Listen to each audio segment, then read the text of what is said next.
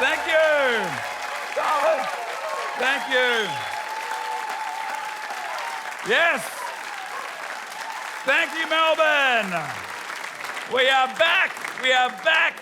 And we got through it. We got through it. We're survivors. We got around each other and we're here. And I think you know what I'm talking about, the earthquake. For 3 days, we weren't talking about the pandemic or coronavirus or lockdown or shutdown. I got to the point where I started missing terrorism. I did. Do you think it was weird that terrorism kind of went away during that period? Do you think? That was a weird thing. That's how full-on coronavirus was, that even terrorists went, "You're locking us down?" Yeah, fair enough. Good call. Good call. Keep everybody safe. I'm not pro-terrorist, obviously. I want to be very clear on that. So just so you know, just before you leave, just people watching at home, I'm anti-terrorism. I'm just making the point that in 2018, I think 13,000 people died from terror-related incidents.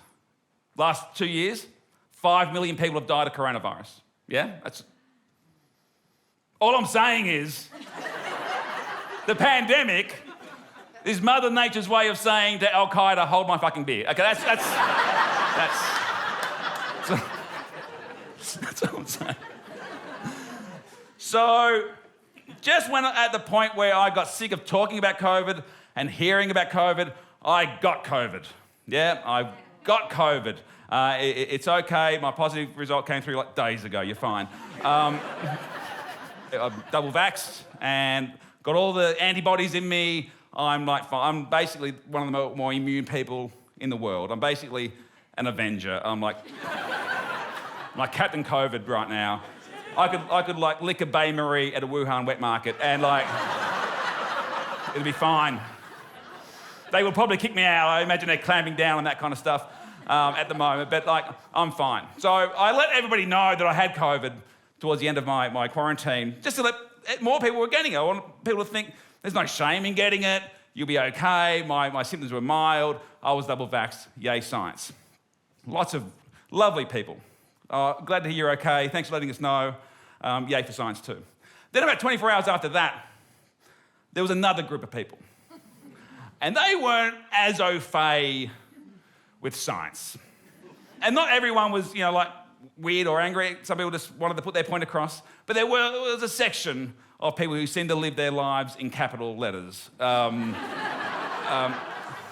they've all done their own research. And this is what I've learnt about the research that they've done. COVID, it's a hoax. It's a hoax. It's population control. They're putting 5G into you and you and you. I was like, do you really believe that this Australian federal government, who couldn't organise an NBN rollout,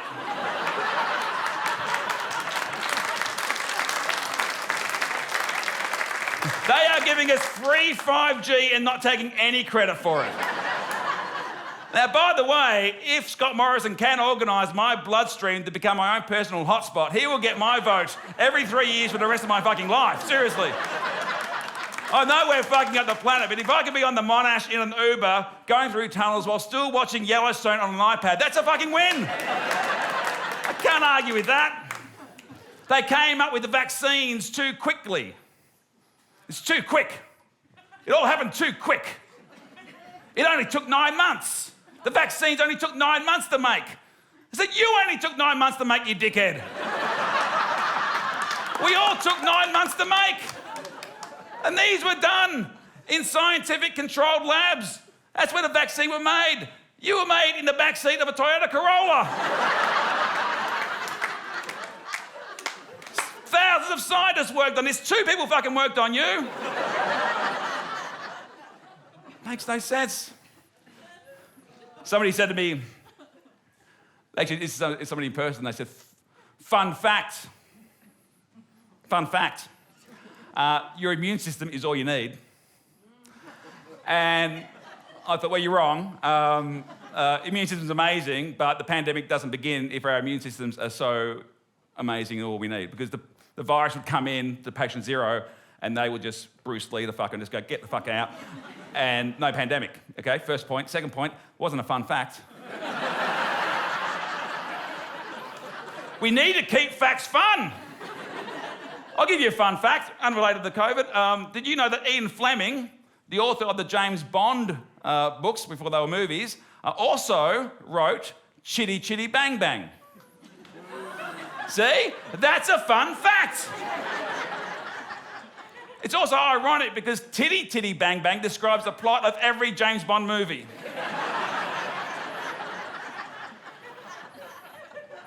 You don't know what's in the vaccine. We've done our own research. We have done our own research and you don't even know what's in the vaccine. You're right, I don't know what's in the vaccine. I'm a fucking comedian. Why would I know what's in the vaccine? I trust the nerds who actually went to the university and did the study for years and years and years. Yeah, scrolling on Facebook when you're taking a dump isn't research.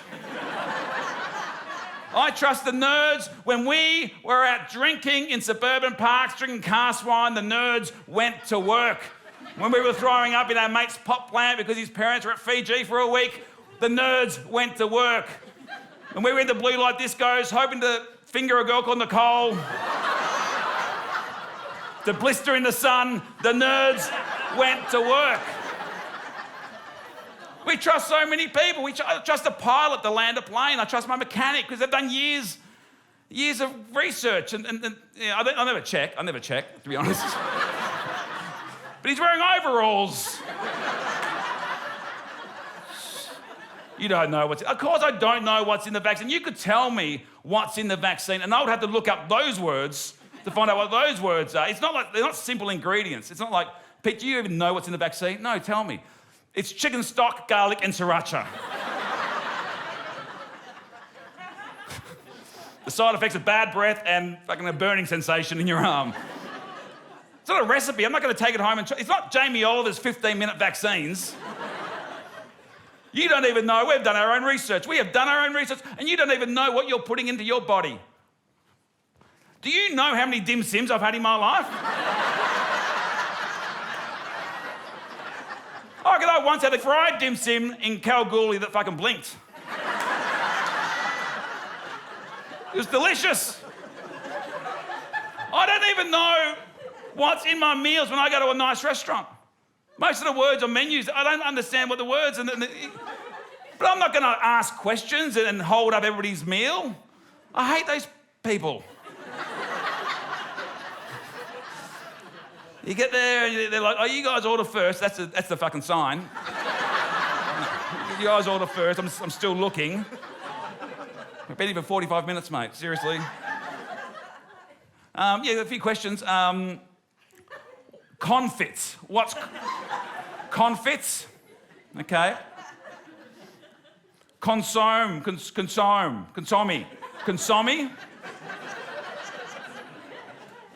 Yep. Chipotle. It's like a Mexican walking fish, isn't it? Al fresco. That sounds nice. I might order the al fresco. What do you mean I have to eat it outside? Oh. Juz. Is that sperm? I'm pretty sure that's sperm. I'm sorry, I don't know what's in any of this. I can't. Just give me the nuggets, please. Just give me the nuggets.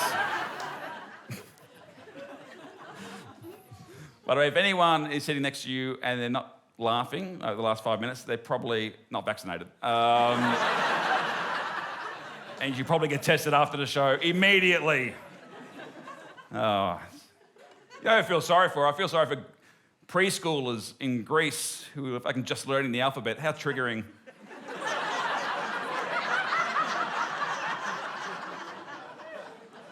Just Greek kids coming home, like Greek preschoolers. Just, what's wrong? We did A, B's and C's. It's okay, we'll get you some ouzo.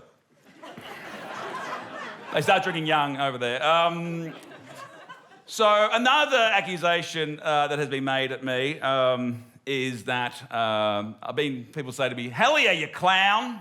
By the way, calling a comedian a clown is it's a very subtle burn. It's like calling a pervert a sex pest, okay? It's a very same thing.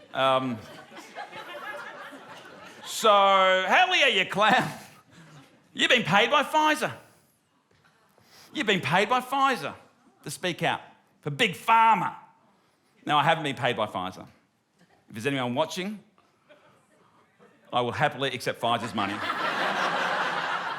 I've taken money from women's gyms, pasta sauces, home delivery meals, happily take Pfizer's money. I might be out of their demographic now. I might be more a AstraZeneca guy, you know. Maybe Panamax, maybe, I don't know. Like a Metamucil, I don't know. I'm not against alternative medicine. Like, you know, at the right time, you know, my father-in-law, he goes with both. He goes traditional medicine. Sometimes he'll try something a bit alternative. At the moment, he's in the magnets. Yeah, I have no idea what they do, but he has 2 magnets in his shoes, 2 magnets in his pocket. He's got a necklace, and he's got a magnet at the back of that. Came home the other day, the poor bastard was stuck to the fridge like a Garfield doll. Just falling asleep, poor bugger. It's my father-in-law that's asleep, so I stole his wallet.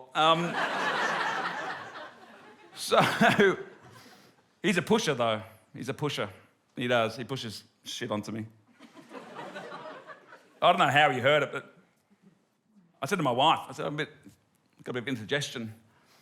All of a sudden, I turn around and he's there. Just... Try this.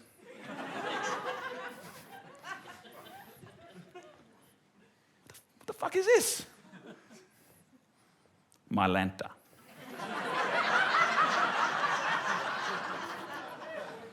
I'm not sure if he was suggesting that I snort the My Lanta.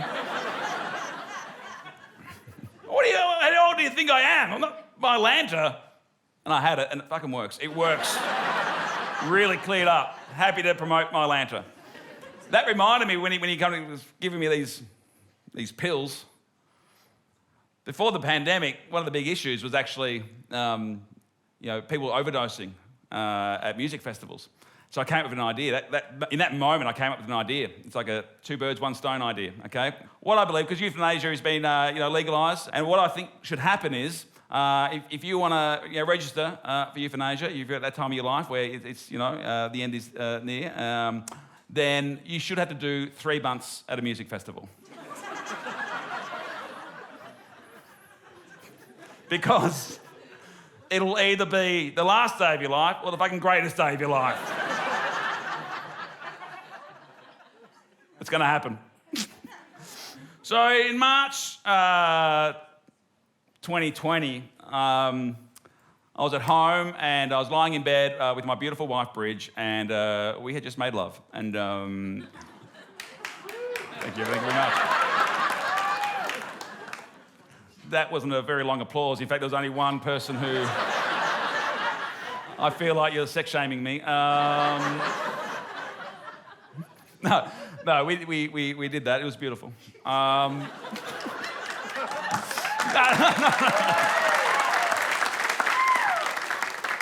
Don't pity me.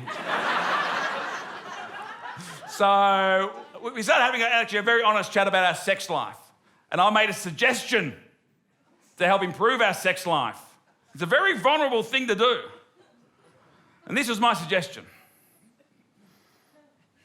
It's going to leave a few seconds for your minds to race. What I said was, I think we should have more sex during the day, yeah, because we're always so tired at the end of the night. We work hard. Yes. I mean, he's clapping and nudging his girlfriend at the same time. It's a great thing. So we got more energy. The kids are at school, so we can go to room. We can, whoa! Oh, yeah, let's get on that tumble dryer. Whoa! We can do lots of stuff. She goes, that's not the worst idea you've ever had. I shit you not. That was a Friday. I shit you not. On that weekend, we all went in the fucking lockdown.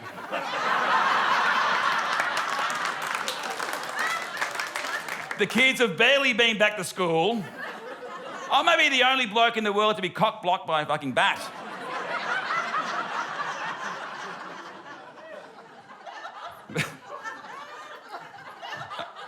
I just heard myself in an echo say, I shit you not. It might be my favourite Australian expression ever. I shit you not.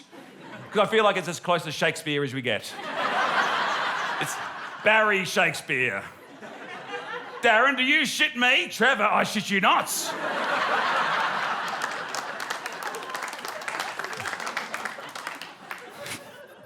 Is this a fishing knife I see before me? Yes, it is, Darren. You're at BCF.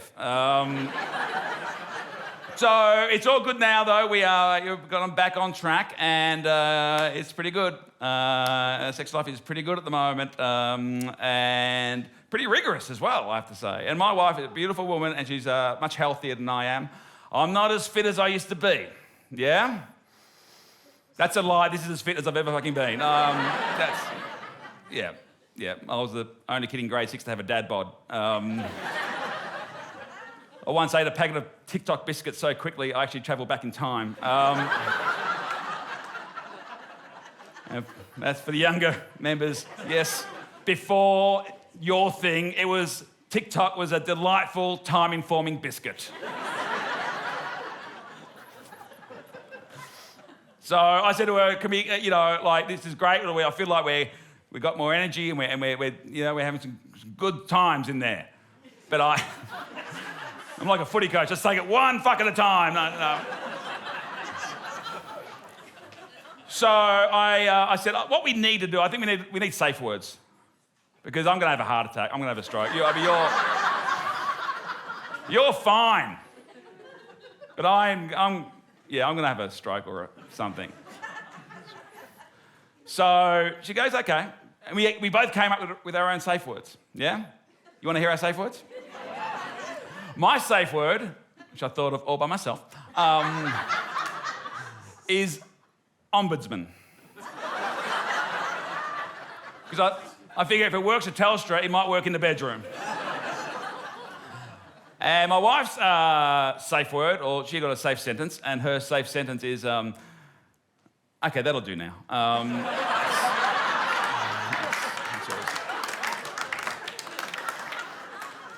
I'm a bit mischievous, of course. We don't have as much sex as I'm making out we're animals, but we're healthy sex animals. That's good. But we've been married now 19 years. 19 years. And anyone who's been married anywhere near that long, sex it's not spontaneous. Rarely is it spontaneous. There are millennials here tonight. You guys will probably fuck on the stairs before you leave tonight here. It's sickening. But we've been married for as long as I have, 19 years. It takes some planning. Things need to happen. Things need to sync. Yeah? It needs to be a perfect storm of events. There's a checklist. There is a checklist that needs to be ticked off. You know the checklist? The dishwasher needs to be turned on. Tick. The pets need to be fed. Tick. The kids need to be put to bed. Tick. I need to lock all the doors. Tick. You need to make sure the kids are actually asleep and not pretending to be asleep. Tick. You both need to have showered at least once that day. Tick. You both need to have brushed your teeth. Tick. You both need to be up to the same episode of Bridgerton. Tick. We've got to have a fucking Paris Agreement on the room temperature. Tick. And if both your phones are on charge, you're an 83% chance to have sex that night.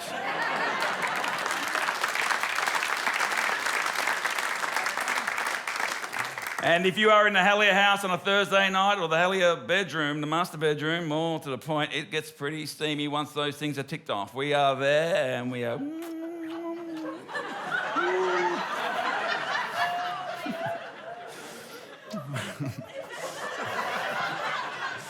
For the younger guys in the audience, I've lived a life. And just a little tip.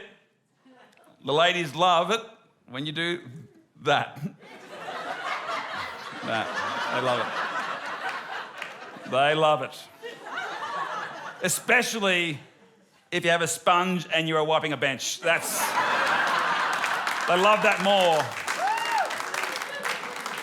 My wife's ideal foreplay is watching me vacuum with a new Dyson. That's her like, oh. We were there.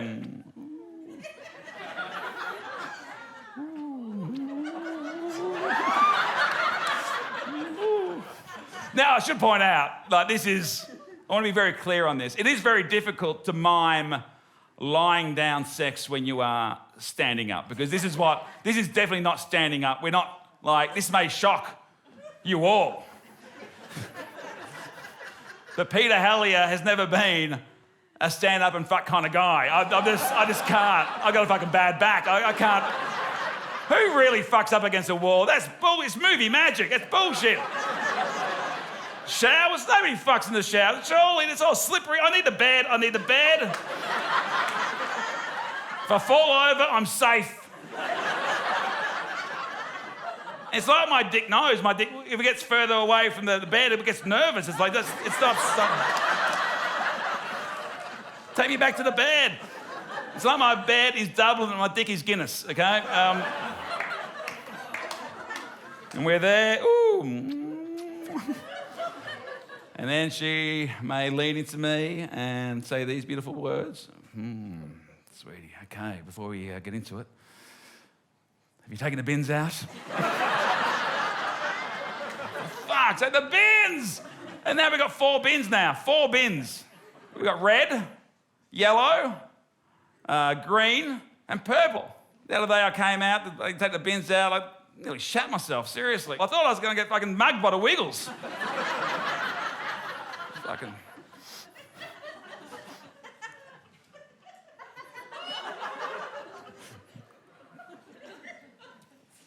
Anyone else drink at work? It's fucking great.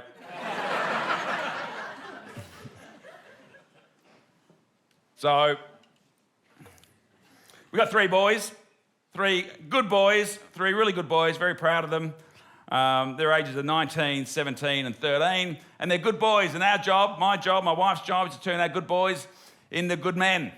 It's our job. It's the most important contribution we can make, all of us, to turn our good boys into good men. So I'm always looking for lessons that I can pass on to the kids, yeah?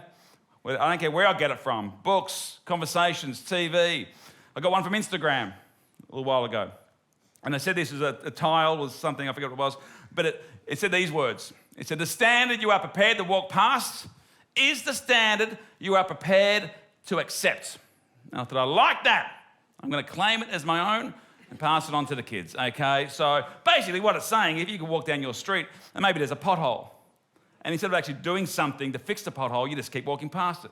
And that's a standard that you are prepared to accept for your neighbourhood, for your community, for your neighbours, your family, your loved ones. So you should do something about it. Okay, there's a pothole, I need to do something. Now, I personally wouldn't actually do anything because I'm a fucking comedian. Like, my neighbours wouldn't actually want me to do anything. Like, they'd be like, see Helliar tried to fix the pothole?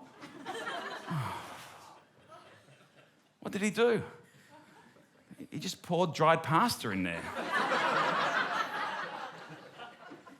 I could call the council, though. I could do that. So I went home and I called the kids down.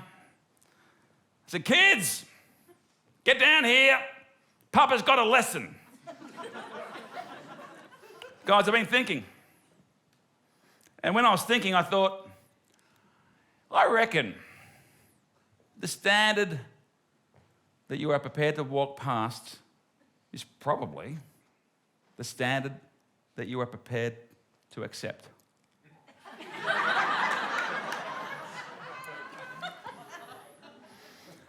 And they were like, yeah, Dad, we're all on Instagram. So they went up to their rooms back at the PlayStation, but I could tell I'd gotten through. I could tell I had made a connection, yeah? I was quite proud of myself, a proud dad moment, yeah? So I went to the kitchen, got myself a bowl of celebratory ice cream. I know what you're thinking, how does he get away with it? I don't know. So I bring it back, I scoop it in, I devour it. I'm in the celebratory mood, did a good thing. And then I took the bowl back to the kitchen and I put the bowl back into the sink, just the empty bowl, into the sink. And as soon as I heard that porcelain hit the stainless steel, the jingle jangle of the spoon, jingle jangle something, in my brain. What am I doing? I need to be better than this. The standard you walk past is the standard you are prepared to accept. I just told it to my kids, I need to be a better role model. We all need to be better. Well, I'm just going to throw an empty, dirty dish into a sink and hope my wife cleans it up? That's not the role model I want to be. So I've got to be better. So I got the bowl, I took it over to the dishwasher, I opened the dishwasher, and as soon as I opened it, I fucking knew.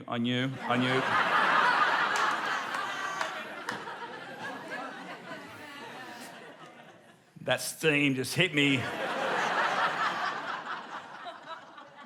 Standard you walk past is the standard you accept.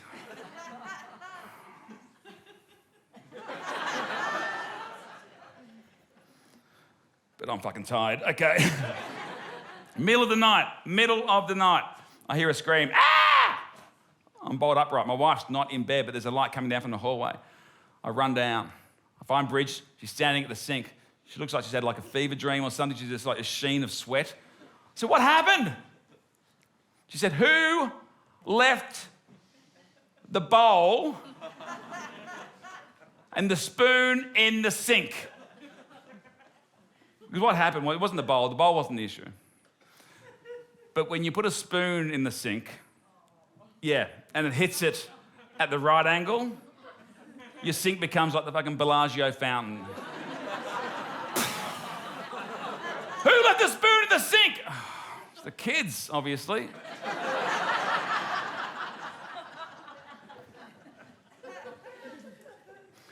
We need to turn our good boys into good men. We need to talk to them, have real conversations with them.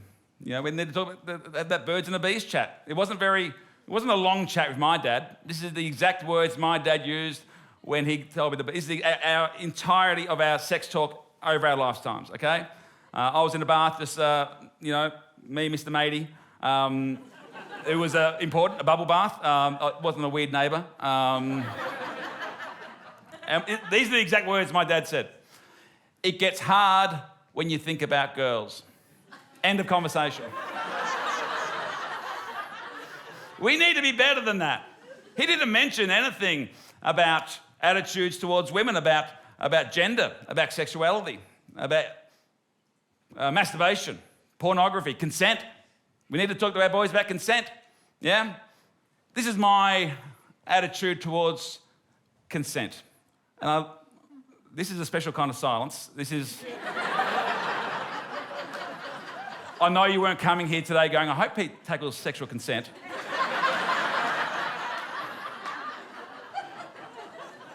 I want thick jokes and sexual consent.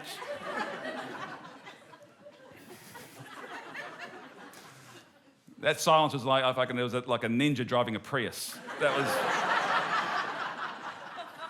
hanging with me. One, a very legal and moral thing. Two, I think sexual consent is actually the biggest turn on about sex for me. Like, it is the sexiest thing. So, I'll tell you why I think that. Growing up, I was always a chubby kid. And I was confident in some areas and not confident in other areas. But I was one of these kids who thought maybe sex will never happen for me. I'll be the one who misses out. So I grew up not knowing if it was ever going to happen. I thought I might remain a virgin for my whole life. Yeah? I don't think it's a Peter Helliar thing. I think we're all a bit insecure when we're young. You're male or female. Like, you just don't know. I think Ryan Gosling's probably the only person in the history of the world who maybe at age 9 looked in the mirror and thought, you're going to fuck a lot. The rest of us, we weren't sure when it was going to happen, if it was going to happen. So the idea that one day I would meet a girl or a woman who wants me and really wants me and is giving me the go-ahead to do these things for her, to her, and she is going to return the favour and do some of these things back to me, for me. I'm fucking done. I'm done. Like, seriously, that's all I need. It's like a Bellagio fountain in my pants right there. And you hear some idiot say, oh, it ruins the moment, it's a mood killer. It doesn't have to be a mood killer. You don't go mute when you have sex. There's still physical engagement, communication, verbal communication. And there might be lots of reasons why you need to check in with your sexual partner. It may be you've just met. Just check in. Are you okay? You comfortable? You want to do this? Yeah. Maybe one of you's just come out of a relationship. Are you okay? You want to do this? Yeah? Good. Maybe one of you's still in the relationship. You okay? Maybe you work together. You okay? You want to do this? Yeah. Maybe you're in a fucking dumpster. Are you okay? You want to do this? Maybe you're related.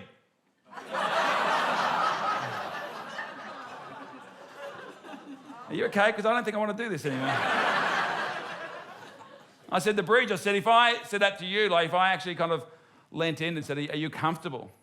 If I checked in, would that be a turn off? She said, no, actually, to be honest, it might be the opposite. It might turn me on even more. So I leant in. I said, you okay? You comfortable?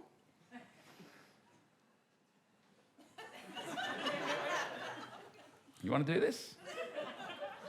And she said, fuck off, we're at Coles.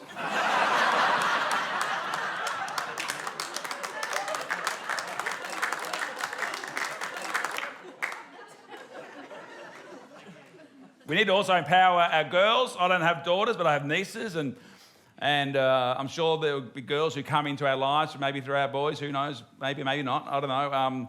And we need to empower them. I'm not sure. I've got two sisters, one older, one younger. I'm not sure if they were given empowered messages growing up. I remember going to the shops with my nan, my God-fearing Catholic nan, went to church like 5 times a week. She was like the Roger Federer of church. Like, amazing. And my mum and my 2 sisters, not a seatbelt amongst us. And my nan would always have a prayer to help us find a car park. Yeah? And this was the prayer. Hail Mary, full of grace, help us find a parking space. And it worked every time. Eventually it works. And then, if my nan wasn't there, my mum would always say it, Hail Mary, full of grace, help us find a parking space. My sisters started saying, they still say it, Hail Mary, full of grace, help us find a parking space. I thought, what kind of message is that for my nieces? They hear that God is the omnipresent master, Jesus is the saviour, and Mary can get you a fucking good car park at Northland.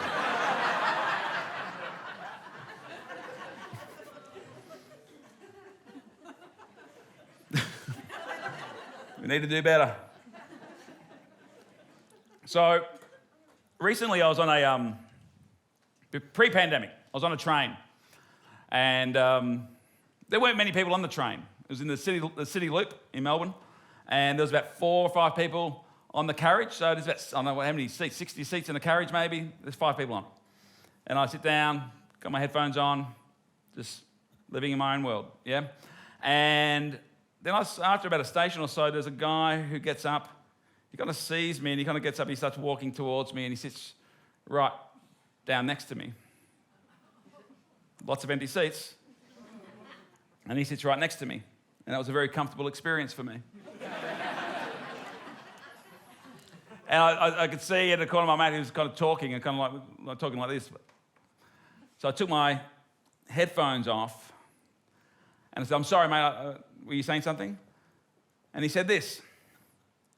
He said, everything you believe is true and the rest is bullshit.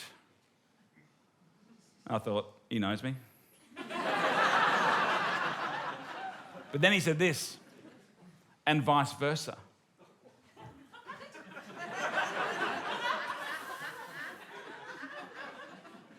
My brain just twisted itself into a pretzel. I said, what? One more time. Everything you believe is true, and the rest is bullshit, and vice versa. And then he just tapped my leg like 3 times. And on the 3rd time, as soon as it hit my leg, I jumped up and yelled, Ombudsman! And I got out.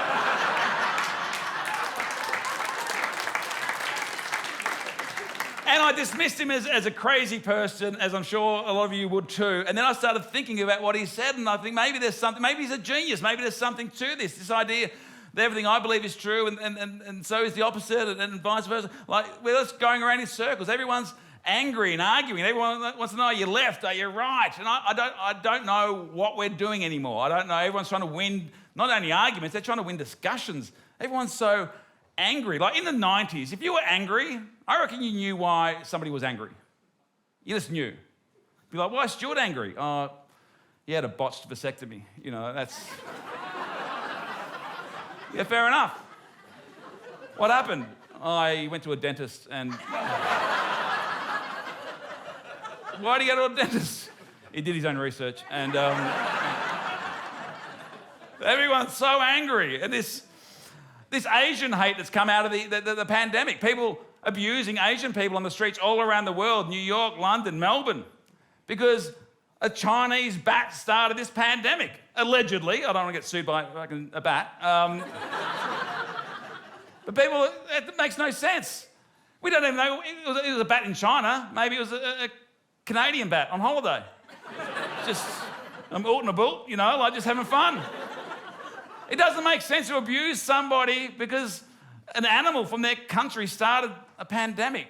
It's a very dangerous area for Aussies because if there's a chlamydia outbreak, yeah, you know who they're coming for, the cuddly fuckers in the trees. They are riddled with it. And it won't take much to start. All it will take was picking the wrong koala for those Australian Open athlete photos, you know. Get Novak Djokovic in there, you know. Is he vaxxed? Is he single vaxxed? Is he double vaxxed? I don't know. The koala's there, riddled with chlamydia, just a bit of dry humping, you know, he's excited. Novak goes on, you know, he goes back to the world, starts playing in tournament, he's throwing out sweatbands into the crowd, sweaty t-shirts, chlamydia everywhere.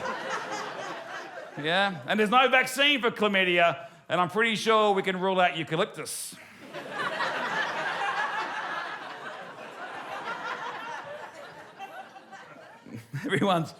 Everyone's so angry. I know during lockdown, my wife and I, we quite enjoyed like the first lockdown. You know how we all compare in lockdowns? What's your favourite lockdown?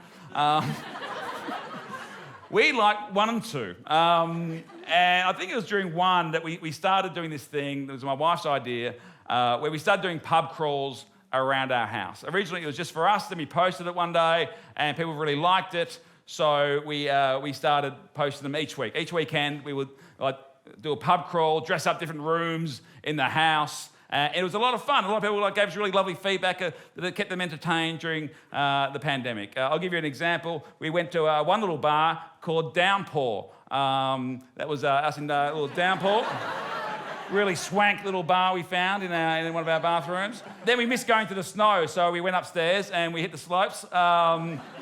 Put the aircon on, it was freezing, it really was freezing. And then we're big Led Zeppelin fans, so we had to go to the Robert Plant bar as well, okay? So that was fun, and then we ran out of spaces and rooms and ideas eventually, so we thought, okay, and this is actually, I think, maybe in lockdown 3, and it was things were getting a bit tense, so we thought, okay, let's bring it back, keep doing it again. And this is when the borders had been closed, it was pretty, you know, a little bit tense, and we thought, we actually had just released a travel book during a pandemic. Smart idea. And we thought, let's pretend we're traveling around the world, you know. So we pretended we went to New York and Tokyo and Paris, and it was a lot of people loving it. Lots of fun. And then we decided, why don't we pretend that we ran out of props? It's basically what props we had that decided our destination. And I was like, why don't we go to Queensland? I got some ideas for Queensland. Let's go to Queensland, yeah? So we posted our holiday to Queensland. Most people, like 95%, get it. Funny, thank you guys, keep these pictures coming. Then there's a handful who live their life in capital letters. Who fuck you! How come you privileged fuckers, how come you get to go across state borders? Oh, is it because you're on TV, you wanker? I've got family in Queensland. Why can't I go to Queensland? Would you like to see our Queensland photos? Yes. We had a lovely day, ladies and gentlemen, Bridge and I, at the Big Pineapple.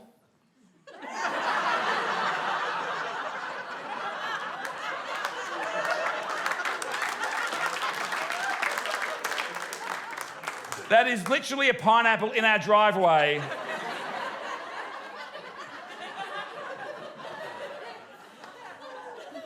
If you're in Queensland, you've got to go to Australia Zoo, don't you? You've got to go to Australia Zoo and...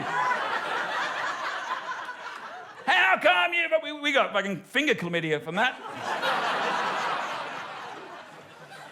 If you're at Australia Zoo, of course, the home of Steve Irwin, the great Steve Irwin, you've got to go see the crocodiles, don't you?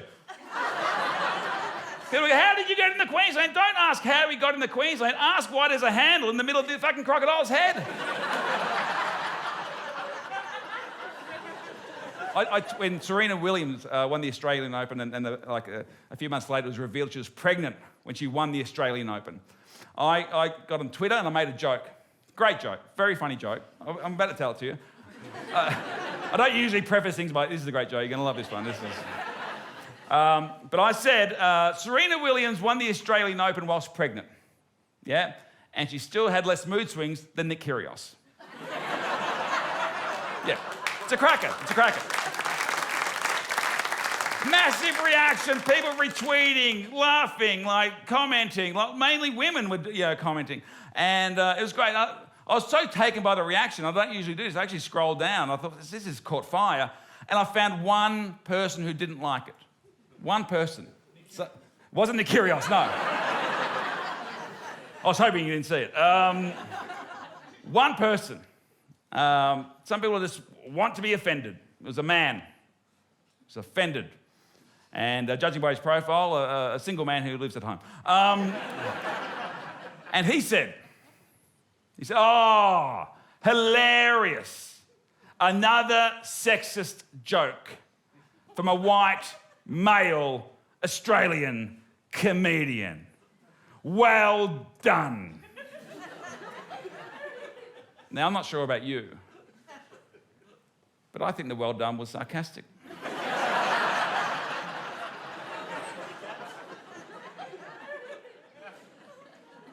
Because he also made a point, he goes, because of course, all women go crazy when they're pregnant. So I thought about that. I am open to feedback. And I thought about it, I thought, was this a sexist tweet that suggested that Bridge may have had mood swings while she was pregnant? And I thought about it for shorter than a Melburnian, like an earthquake. And I've got, of course, she's growing a human being in her body. That's going to affect her hormones. Like there was one night where she gently, in the middle of the night, she just gently woke me up. And when I say gently, she fucking kicked me in the sides. And I was like, I didn't put the spoon in the sink.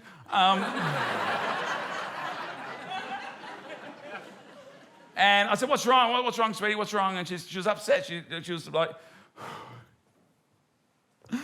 I had a dream. It was a nightmare. I had a nightmare. I'm going to call it a nightmare. Oh, what's wrong? You're awake now, okay? I'm awake. You're awake. You're safe. You're fine. Yeah? Then what was the nightmare about? Yeah? I had a nightmare that I got my period. And instead of like blood, it was maple syrup.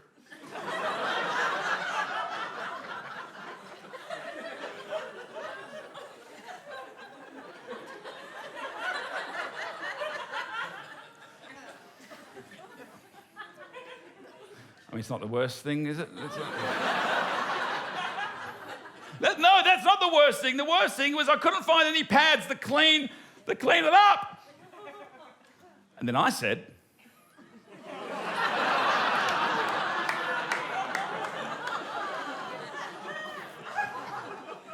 well, because, sweetie, you didn't need pads, you needed waffles.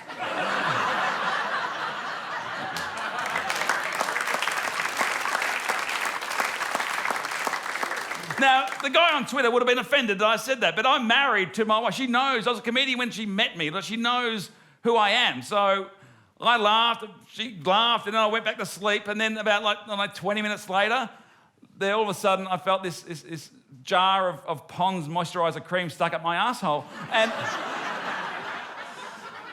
And my chest hair was on fire, and I thought, I don't think she took it as well as I thought.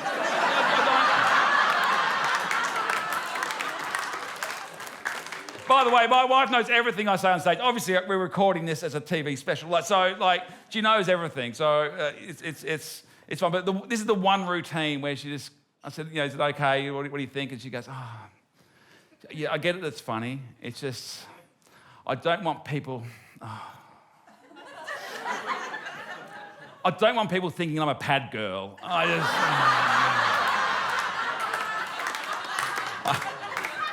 I had no idea.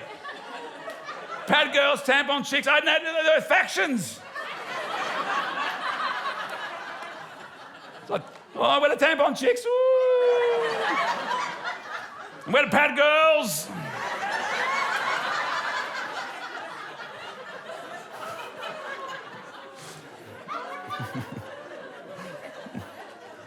And that is fucking diva cups, don't get me, I don't even know about that. So, people get upset about lots of things. People get upset about, the Coon Cheese changed their name. People get upset, bloody, why change the name? Bloody political correctness. They changed it to Cheer Cheese because, as we know, and I'd never connected it really with when I bought that cheese, but it's a racial slur. So they changed it to Cheer Cheese. Nobody's life is worse off because they did that. And there's a section of our community who can walk down the refrigerator aisle at Woolies and feel better. They don't have to see that word. Yeah? So I think it's a good thing. Just keep your grubby hands off fucking the golden gay times, all right? Keep your hands I'm drawing a line at golden gay times. But in all honesty, I did ask a gay friend of mine, I said, are you offended by gay time, the gay time ice cream? He goes, to be honest, no, I kind of like the idea that Australian men have been sliding gay times down their throats for generations. More power to you. But everyone, so, I think political correctness, I think we need to stop using the term. I think we've got to stop coming up with new terms. Because for me, political correctness, all it means is decency. That's all it really means. It means kindness, it means being inclusive. They're good things to be. We should be striving for those things. But we call it political correctness and it becomes weaponized. Yeah? Nobody wants to be called politically correct anymore. Nobody wants to be called PC. No. But you can't weaponize the word decency. You can't do it. You can't go, hey, yeah, fuck you decent cunt. Like that. That doesn't work. Piss off, you inclusive wanker. Doesn't work anymore. It's a broken term, political correctness. It's like gastropub. Who thought of that? Gastropub. Want to go to the pub, mate? Yeah, of course I do. Do you want to go to a regular pub or a fucking gastropub? I'd rather go to a pub where I don't shit my pants. So there's all these things where we have political correctness and woke. Maybe we just stop using those terms and we just use the words that they actually mean, decency, kindness, and those things. We need to let people evolve. I've seen lots of people evolve. I've seen co-workers evolve. I like to think I've evolved. I've seen family evolve, grandparents. I remember it was the year 2000 or so, and I was at a computer, and I was, just listening to my Discman, and it was one of those where the headphones were a bit shit. There's like one on the ear, and one was like there, listening to a bit of Smash Mouth, and then I heard from behind me, I heard a presence, and I turned around as my sister, who's 2 years younger, Rachel, and she was trying not to cry. She had tears in her eyes. And I said, "What's wrong?" And she said, I said, "You can tell me what's wrong?" She said, I'm gay. And then tears flooded out. And I said, "Is this because I bought the Gay Times?"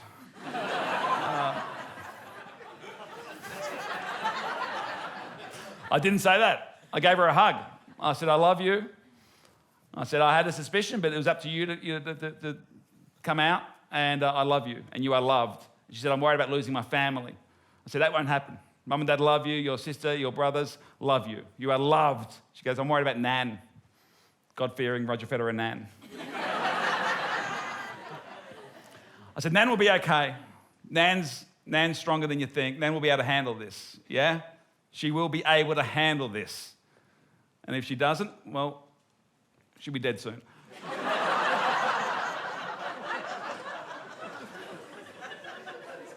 My Nan was stronger than my sister thought maybe at that stage. My sister went to her, to my Nan, and she said, I'm gay. And my Nan, she didn't check with her book. She didn't have to she looked at her own inner sense of decency, her own values. Yeah, and she said, I love you. You are loved. You're my granddaughter. She didn't come up with a little poem. Hail Mary, let me pray. I really wish you weren't gay. She had evolved. She'd been following this book, and she still followed that book to the day she died, but she knew there were things that she disagreed with. Because it's okay to be wrong, and that's what I want to teach my boys. It's okay to be wrong, and I've been wrong about heaps of stuff. Privately, publicly. Yeah, I was wrong about Matt Damon. Yeah. Thought he was just a pretty boy actor on the front cover of magazines, then he made Good Will Hunting. I'm like, fuck. You got some moves. All right, I'm sorry, Matt Damon. Yeah. Been wrong about red wine, tomatoes. Yeah. I was wrong about the save as function on Microsoft Word. I used to think it was on only Australian computers. I did. Do you want to save it, Barry? Yeah. How much do you want to save it? Oh, if I can save as. Really save as? I shit you not. I was wrong about cats. Hated cats growing up. My mum gave me a hatred of cats. Then I saw a mouse in the house and I thought, we need a cat. Cat's great. I was wrong about so many things. And here's an example of if you can't admit that you're wrong, that it can really kind of fuck things up. And I'm going to leave you on this. Thank you so much for coming along tonight. When I was about 19 or so, I took this girl out on a date. We'd kind of spoken at a couple of parties. She was great. We had kind of connected on traveling, and I kind of really got excited, and I asked her to a quite a fancy, I've got to say, Italian restaurant called Fasta Pasta. And yeah.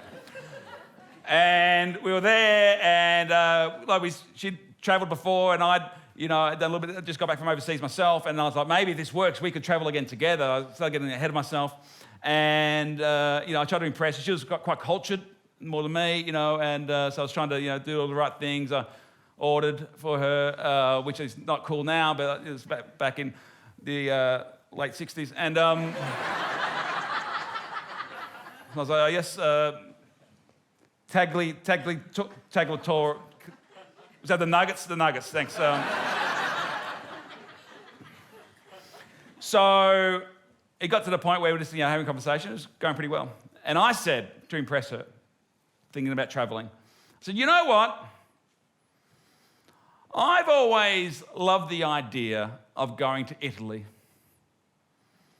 to visit Michelangelo's 16th chapel.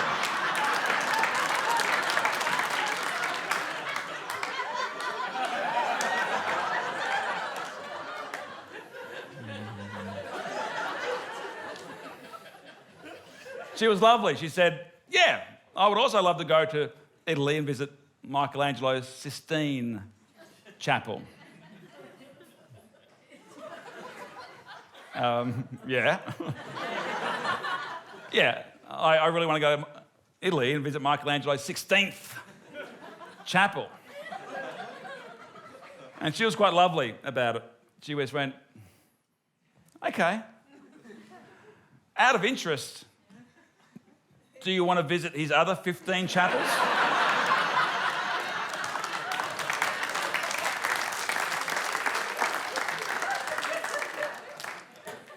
And it's a good example of who knows what could have happened. I mean, I'm happily married now. Maybe she would have been a great friend, yeah? But She was too proud to admit she was wrong.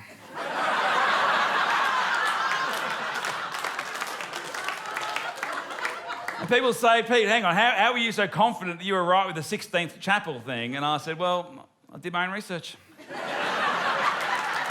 Thank you very much. Thank you.